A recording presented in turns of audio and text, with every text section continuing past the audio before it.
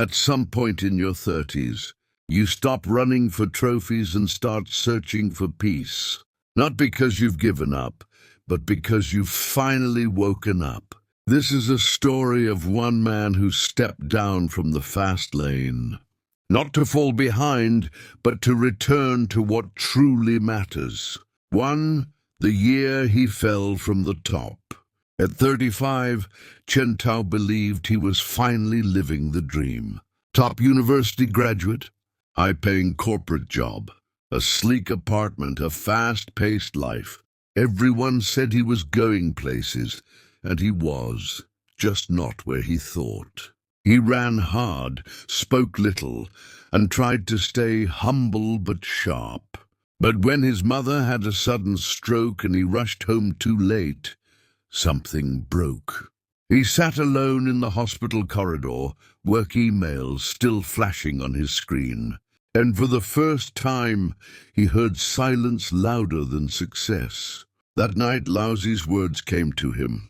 He who rushes ahead doesn't go far. He who tries to shine dims his own light. From climbing up to looking inward. After the funeral, Chen Tao took leave from work and stayed in his hometown, the place he once saw as too small. There were no tall buildings or back-to-back meetings, just slow mornings, quiet neighbors, and his aging father. At first he felt lost, like a machine that had been unplugged. But slowly he began to see beauty in the slowness. He noticed how the old grocer smiled at every customer, how the tailor took his time, yet never made mistakes. He remembered Confucius once said, "Is it not a joy to learn and apply what you have learned in due time?" He began to wonder, maybe he hadn't been living. Maybe he'd only been performing. From corporate ladder to community café. 3 months later, he made a decision everyone thought was crazy. He quit his high-paying job and opened a small book cafe in his hometown. Friends thought he'd burned out. Former colleagues thought he'd given up. But Chen Tao smiled and quoted Laozi, "A great man is like water. It benefits all and does not compete." He no longer wanted to compete. He wanted to contribute. Now he served coffee, curated books, and listened to people's stories. Children read aloud in his café. Elderly neighbors lingered with tea.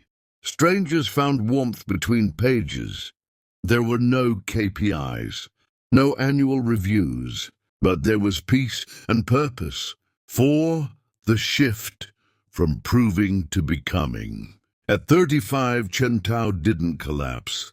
He awakened. He realized he was no longer trying to prove his worth to others. He was trying to become someone his younger self would respect. Confucius once said, "The superior man seeks within himself. The inferior man seeks in others." Chen Tao stopped measuring himself by salaries, titles, or likes. Instead, he asked, "Am I growing? Am I kind? Am I whole?"